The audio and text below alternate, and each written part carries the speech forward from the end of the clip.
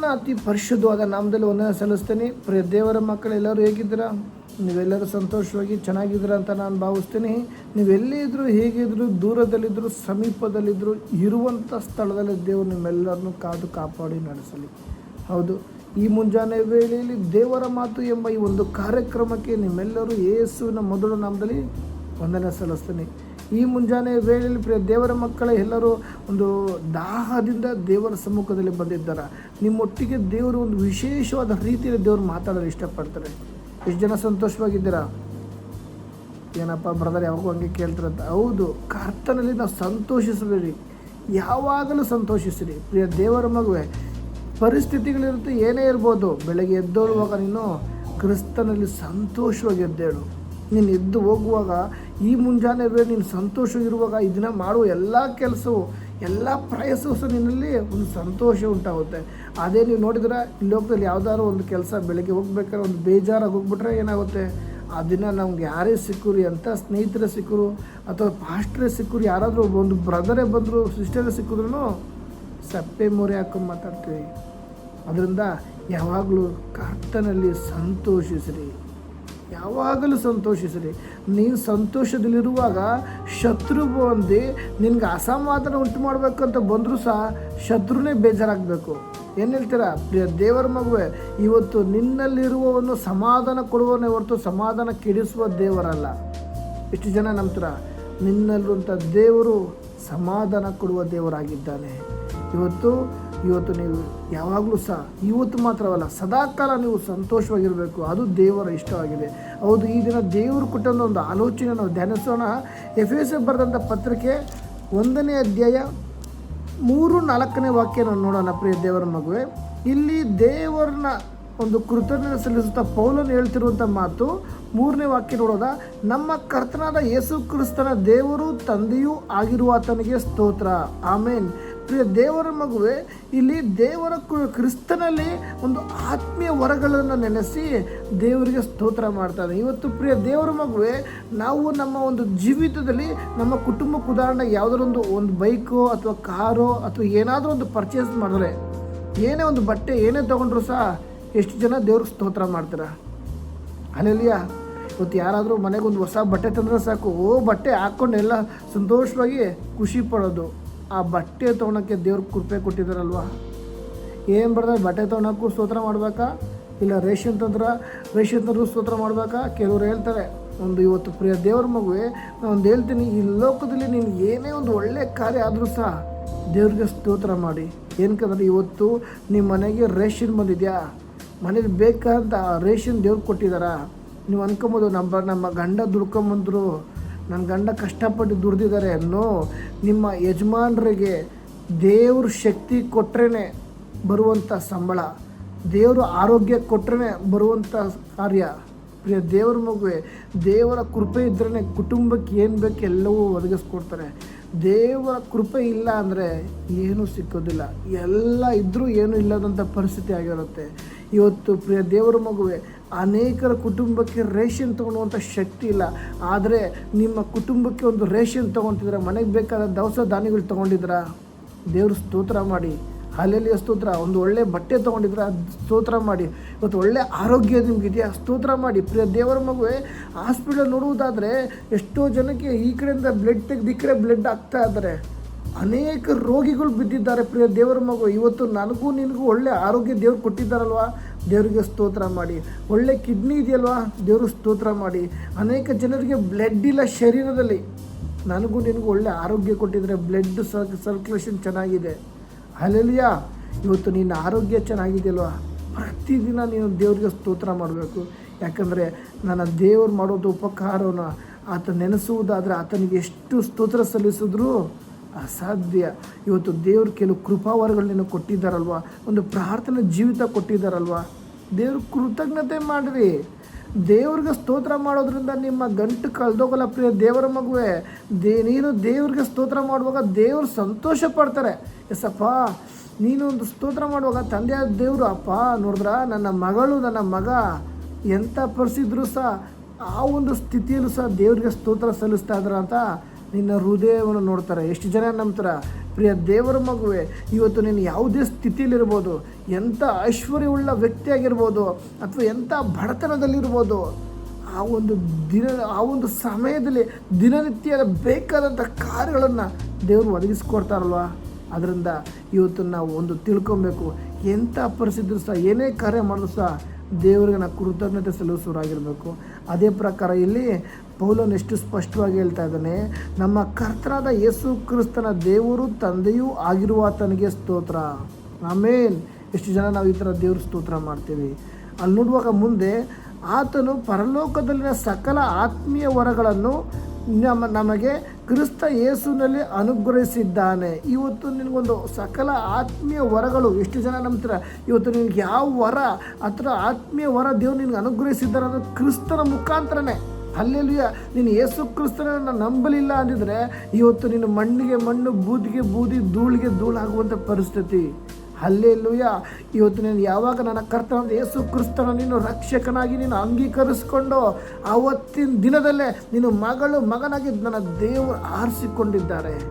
ಯಾವತ್ತು ನೀನು ಮುಳುಗಿ ದೀಕ್ಷಾ ಸ್ಥಾನಕ್ಕೆ ಹೊಂದಿದೆಯೋ ಆ ಸಮಯದಲ್ಲೇ ತಂದೆಯಾದ ದೇವರ ಆತ್ಮ ನಿನಗೆ ಅನುಗ್ರಹಿಸಿದ್ದಾರೆ. ಎಷ್ಟು ಜನ ನಂತರ ಇವತ್ತು ನೋಡಿದ್ರೆ ನೀವು ಏನಾದರೂ ಒಂದು ಕೆಲಸ ಮಾಡ್ಬೇಕಾದ್ರೆ ಬೇಡ, ಮನಸ್ಸಲ್ಲಿ ಒಂದು ಒಳ್ಳೆ ಆಲೋಚನೆ ಬರುತ್ತೆ, ಬೇಡ ಅದು ಮಾಡಬೇಡ. ನೀನು ಎಲ್ಲರೂ ಒಂದು ಉದಾಹರಣೆಗೆ ಏನಾದ್ರು ಒಂದು ಚಿಕ್ಕಒಂದು ತಪ್ಪು ಮಾಡ್ರೆ ಅಥವಾ ಸುಳ್ಳು ಹೇಳ್ಬಿಟ್ರೆ ಮನಸ್ಸಲ್ಲಿ ಬಾಧಿಸ್ತಾ ಇರ್ತದೆ. ನೀನು ಆ ಥರ ಸುಳ್ಳು ಹೇಳ್ಬಿಟ್ಟೆ, ನೀನು ಹಂಗೆ ಮಾಡಿದೆ, ಅದು ದೇವರ ಆತ್ಮ ನಿನ್ನೊಳಗೆ ನೀನು ಮಾಡುವಂಥ ತಪ್ಪನ್ನು ಪ್ರೇರೇಪಿಸುತ್ತೆ. ಆವಾಗ ನಾವು ಆತ್ಮನಿಗೆ ವಿರುದ್ಧವಾಗಿ ನಡೆಯಬಾರ್ದು. ನಿನ್ನ ಮನಸ್ಸು ನಿನ್ನನ್ನು ದೂಷಿ ಎಂದು ನಾವು ಅಪರಾಧ ಹೊರಿಸದಂತೆ ನಾವು ಎಚ್ಚರಿಕೆ ಆಗಿರಬೇಕು. ಪ್ರಿಯ ದೇವರ ಮಗುವೆ, ಯಾವುದಾದ್ರೂ ಒಂದು ತಪ್ಪು ಅಂತ ಏನಾದ್ರು ನಿನ್ನ ಮನಸ್ಸಲ್ಲಿ ಬರುವುದಾದ್ರೆ ಅದು ಮಾಡೋಕ್ಕೆ ಹೋಗಬೇಡಿ. ದೇವರಿಗೆ ವಿರುದ್ಧವಾದದ್ದು ನಾವು ಯಾವುದೂ ಮಾಡಬಾರ್ದು. ಯಾಕಂದರೆ ದೇವ್ರು ಇಷ್ಟವಿಲ್ಲದಂಥ ಕಾರ್ಯ ಮಾಡುವುದಾದರೆ ದೇವರು ಮೆಚ್ಚೋದಿಲ್ಲ. ಆತ್ಮನು ನಿನ್ನ ಜೀವಿತದಲ್ಲಿ ಯಾವುದಾದ್ರೂ ಒಂದು ಕಾರ್ಯ ಪ್ರೇರೇಪಿಸುವುದಾದರೆ ಅದನ್ನು ಸಮರ್ಪಿಸಿ. ದೇವರೇ, ಹೌದು, ತಿಳಿದೇ ಒಂದು ತಪ್ಪಾಗಿದೆಯಾ, ನನಗೆ ಕ್ಷಮಿಸು. ನಿನ್ನಲ್ಲಿ ಯಾವುದಾದ್ರೂ ಒಂದು ಎಷ್ಟೋ ಬಾರಿ ನಾವು ದುಡುಕಿ ಮಾತಾಡ್ಬಿಟ್ಟು ಎಸಪ್ಪ, ನಾನು ಮಾತಾಡಿದ ಮಾತಿನಿಂದ ಅವ್ರ ಕುಟುಂಬದಲ್ಲಿ ಒಂದು ಸಮಾಧಾನ ಕೆಟ್ಟೋದೆ, ನನ್ನ ಮಾತಾಡಿದ ಮಾತಿನಿಂದ ನಮ್ಮ ಅತ್ತೆ ಮಾವ ಬೇಜಾರಾಗಿದ್ದಾರೆ, ನಾನು ಮಾತಾಡಿದ ಮಾತಿನಿಂದ ನನ್ನ ಹೆಂಡತಿ ಬೇಜಾರಾಗಿದ್ದಾರೆ. ಎಷ್ಟೋ ಬಾರಿ ನಿನ್ನ ಮನಸ್ಸಿನಲ್ಲಿ ಒಂದು ಪ್ರೇರೇಪಣೆ ಬರುತ್ತೆ, ನಿನ್ನ ಮಾತು ಇನ್ನೊಬ್ಬರ ಹೃದಯ ನೋವು ಉಂಟಾಗಿದೆ ಅಂತ. ಇದು ನಿನಗೆ ಯಾಕಂದರೆ ದೇವರ ಆತ್ಮ ನಿನ್ನೊಳಗೆ ಮಾತಾಡುವಂಥ ಮಾತಾಗಿದೆ. ಇವೆಲ್ಲ ದೇವರ ಆತ್ಮನ ಮಾತು. ಕೆಟ್ಟದ್ದಕ್ಕೆ ನನ್ನ ದೇವ್ರ ಕಾರಣನಲ್ಲ. ಇನ್ನೂ ಕೆಟ್ಟ ಚಿಂತೆ, ಕೆಟ್ಟ ಆಲೋಚನೆ ಕೊಡುವುದಾದ್ರೆ ಅದೆಲ್ಲ ಇನ್ನೂ ಹೆಚ್ಚಾಗಿ ಬರುವುದಾದರೆ ಅದು ಸೈತಾನದಿಂದ ಬಂದಂಥದ್ದಾಗಿದೆ. ಅದರಿಂದ ಈ ಒಂದು ದಿನದಲ್ಲಿ ಪ್ರಿಯ ದೇವರ ಮಗುವೆ, ನಿನ್ನ ಒಂದು ಮನಸ್ಸಿನಲ್ಲಿ, ನಿನ್ನ ಒಂದು ಹೃದಯದಲ್ಲಿ ಒಳ್ಳೆ ಆಲೋಚನೆ ಬರುವುದಾದ್ರೂ ದೇವರಿಂದ ಬಂದಿದೆ. ನಿನ್ನ ಕೆಟ್ಟ ಆಲೋಚನೆ ಇರುವುದಾದ್ರೂ ದೇವರದಲ್ಲ. ಕೆಟ್ಟದ್ದಕ್ಕೆ ನನ್ನ ದೇವ್ರ ಕಾರಣನಲ್ಲ. ಅದರಿಂದ ಪ್ರಿಯ ದೇವರ ಮಗುವೆ, ಕ್ರಿಸ್ತ ಯೇಸುವಿನ ಸಕಲ ಆತ್ಮೀಯ ವರಗಳು ನಮಗೆ ಅನುಗ್ರಹಿಸಿದ್ದಾರೆ. ಹೇಗೆಂದರೆ ನಾವು ಪ್ರೀತಿಯಲ್ಲಿ ನಡೆದು. ಆಮೇನ್. ಪ್ರಿಯ ದೇವರ ಮಗುವೆ, ನಾವು ಈ ವೇಳೆಯಲ್ಲಿ ಅನೇಕರು ಕ್ರಿಸ್ತನಲ್ಲಿ ಅಂಗೀಕರಿಸಿರ್ತಾರೆ, ಆದರೆ ಪ್ರೀತಿನೇ ಇರೋದಿಲ್ಲ.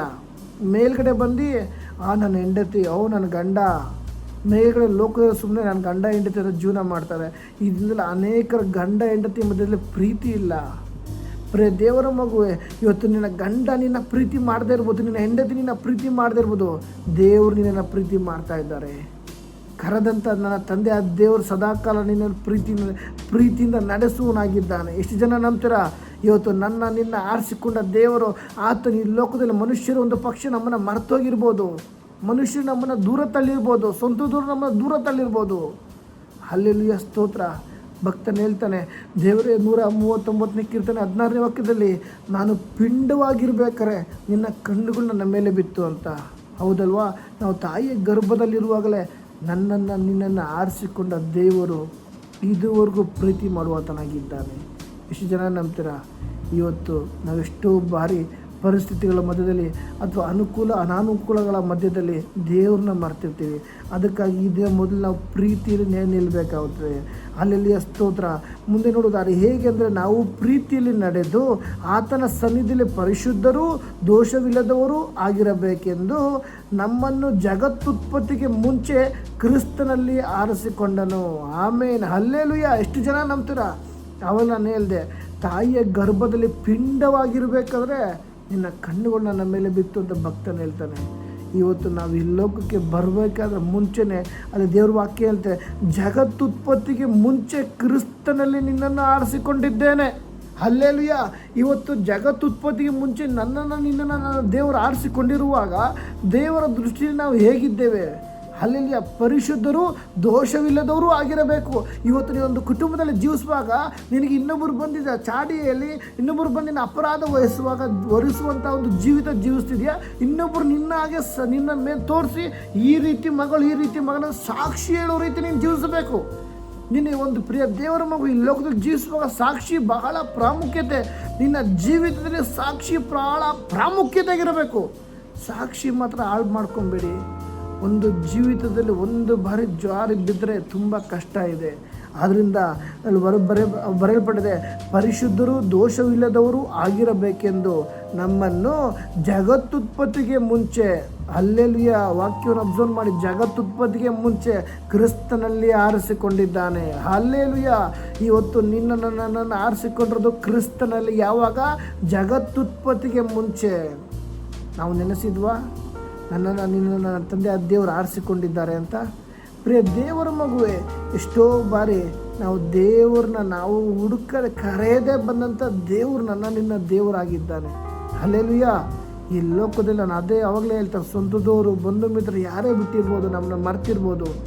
ಜಗತ್ತುತ್ಪತ್ತಿಗೆ ಮುಂಚೆ ಕ್ರಿಸ್ತನಲ್ಲಿ ನನ್ನನ್ನು ಆರಿಸಿಕೊಂಡಿದ್ದಾರೆ, ನಿನ್ನ ಆರಿಸಿಕೊಂಡಿದ್ದಾರೆ ಅಂದರೆ ದೇವರು ನಮ್ಮನ್ನು ಎಷ್ಟು ಪ್ರೀತಿ ಮಾಡಲ್ಲ. ಹಲ್ಲೆಲೂಯ. ನಿನ್ನ ಮೇಲೆ ಎಂಥ ಉದ್ದೇಶ ಇಟ್ಟಿದ್ದಾರಲ್ವ? ಯಾಕಂದರೆ ನಿನ್ನ ಮೇಲೆ ನನ್ನ ಮೇಲೆ ಕೆಲವು ಉದ್ದೇಶಗಳಿದೆ, ಕೆಲವು ದರ್ಶನಗಳಿದೆ, ಕೆಲವು ಯೋಜನೆಗಳಿದೆ. ಅದಕ್ಕಾಗಿ ದೇವರು ಆರಿಸಿಕೊಂಡಿದ್ದಾರೆ. ಮೋಶೆನ ಕರೆದ್ರು, ಮೋಶೆ ನೀನು ಬಾ, ಅವನಿಲ್ದ ನಾನು ಬರಲ್ಲ, ನಾನು ತೊದಲ ನುಡಿಯೋನು. ನೋ ಮೋಶೆ, ನೀನೇ ಬಾ. ನಿನ್ನ ಮುಖಾಂತರ ಅನೇಕ ಕಟ್ಟಲ್ಪಟ್ಟ ಕುಟುಂಬಗಳನ್ನು ನಾನು ಬಿಡಿಸ್ಬೇಕು. ನಿನ್ನ ಮುಖಾಂತರ ಅನೇಕ ನರಕದ ಬಾಗಿಲಿಗೆ ಹೋಗ್ತಾ ಇದ್ರೆ ಅವ್ರನ್ನ ನಾನು ಬಿಡಿಸ್ಬೇಕು. ಅದೇ ಪ್ರಕಾರ ನಿನ್ನ ಕರೆದು ಹೋಗೋ ದೇವರ ಯೋಜನೆ ನಿನ್ನ ಮೇಲಿದೆ. ಇವತ್ತು ನೀನೊಂದು ಕೆಲಸಕ್ಕೆ ಹೋಗ್ತಿದೆಯಾ ಅಂದರೆ ಅಲ್ಲಿ ನಿನ್ನ ನೋಡಿ ನೀವು ಸಾಕ್ಷಿ ಜೀವಿಸೋ ನೋಡಿ ಅನೇಕ ಜನರಲ್ಲಿ ಮಾನಸಾಂತರ ಆಗೋದುಂಟು. ಇವತ್ತೊಂದು ಕುಟುಂಬಕ್ಕೆ ನಿನ್ನ ಕರ್ಕೊಂಡೋಗಿದ್ದಾರೆ, ಒಂದು ಕಂಪನಿಗೆ, ಒಂದು ಕೆಲಸದಲ್ಲಿ ಎಲ್ಲೇ ನಿನ್ನನ್ನು ಒಂದು ಸ್ಥಳಕ್ಕೆ ಕರ್ಕೊಂಡೋಗಿದ್ದಾರೆ ಅಂದರೆ ನಿನ್ನ ಮುಖಾಂತರ ದೇವರ ಯೋಜನೆ ಇದೆ. ಪ್ರಿಯ ದೇವರ ಮಗು, ಮರ್ತೋಗ್ಬೇಡ. ಎಷ್ಟು ಜನ ನಂಬ್ತೀರಾ?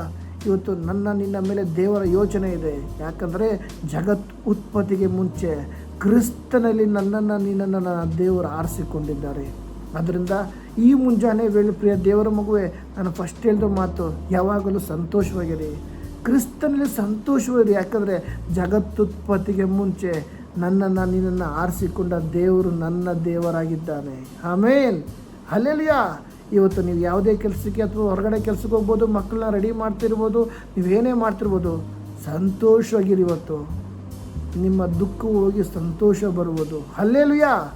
ಯಾಕಂದರೆ ಜಗತ್ತುತ್ಪತ್ತಿಗೆ ಮುಂಚೆನೇ ಸಹ ನಿನ್ನನ್ನು ಆರಿಸಿಕೊಂಡಿದ್ದಾರೆ. ಹಲ್ಲೆಲೂಯ.